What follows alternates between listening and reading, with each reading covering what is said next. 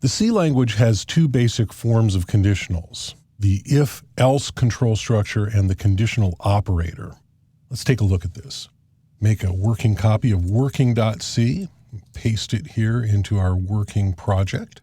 Double-click on it to open it up, and we'll just replace that printf with a control structure. We'll start with if and a couple of variables for true and false. Int a equals 1 and int b equals 0.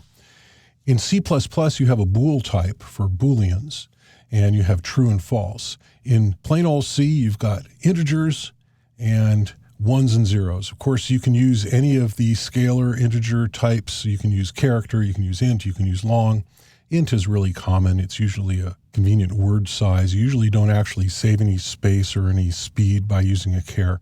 You can use a char here and it'll work just as well. I'm going to use ints for now. And so 1 is true and 0 is false. And we're going to say if a, we'll use a puts here because we're not going to be doing any substitution. This is true. So if I save this and run it, we'll get this is true. And if I change that a to a b, save that and run it, and we'll get nothing because it's not true. So let's put in an else clause. We can say else puts this is not true. And save that and run it. And now for B, it's not true. And if we put the A back in there and save that and run it, we get this is true. So that's pretty straightforward. And of course, the common way to see this, and I personally will rarely just put a statement on the same line as a conditional like that. That's an invitation to bugs. I mean, it works and it's correct. And if you never change it, it's fine. But the minute you start messing with it, you tend to make mistakes. So I'll always just put it in the curly braces like that and do the same thing here.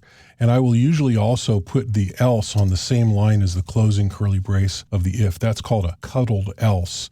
And a lot of people hate that. I like it. I find it really easy to read, and I find that it's economical on space. And so this has exactly the same result here. We'll run that, and it says this is true. And if we change it to a B and save it and run it, we get this is not true. You notice we get the little warning here for the variable we're not using as an unused variable. And that's fine. We're expecting that. Now, what if you want to test for if that's not true? Let's see if the other one is true. A lot of languages have an else if where you can do something like that. Let's change this one to A and then test for B in the else if. Unfortunately, C does not have an else if, so you have to actually do this here and say else if as two words, and it works exactly the same. So if I run this, I say this is true, and if I make this one a 0 and this one a 1, then I get the else if B, and I can actually put there the other is true and run that. And then if you want to, you can have a final else and say nothing is true. And then if I make both of these zeros, then I get the nothing is true. This is a really, really common, sometimes you'll get chains of else ifs and an else at the end. It's a pretty common way to do things. C also has another way of doing conditionals, and this is called the ternary conditional operator, just because it's so much fun to say. And it works like this. So if A is true, we'll get a 7 in C. And if A is not true, then we'll get a 9. Okay, so I'll go ahead and I'll say printf, C is %D, and save it and run it. It says C is 9. So what it does here is it tests the condition. And if the condition is true, it gives you the first value. And if the condition is not true, it gives you the second value. So in this case, it's not true because both of these are zeros at this point. So we get a 9. And if I change the A to a 1 and save that and run it, then we get a 7 because that condition is true. And so you can do things like you can say if A is equal to a 5, save that and run it, then I get 9 because it's not equal to 5. And if I make it a 5, then I save it and run it, and then we get the 7 because it's now true.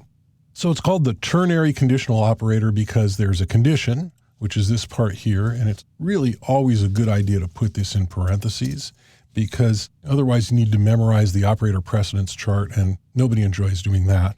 And if you have anything more than a single value in these value places, then you want to put those in parentheses as well. And we can just stick parentheses around that for that purpose for now. So we'll save this and we'll run it, and we see we get the 7 because it is equal to 5. And if we make it 42, then it's no longer equal to 5, and now we'll get the 9 value. So it's called the ternary conditional operator because it's ternary, because it has 3 operands. It has the condition and the true and the false operands. And it's called conditional because it operates on a condition. So ternary conditional operator, you'll hear it referred to a lot because people are proud of themselves for being able to remember it and say it, I guess. Conditionals in C are simple and effective. There's one more type of conditional, a multi-way switch, that is covered in the next lesson. So let's go ahead and delete the working file and run clean to get set up for the next lesson.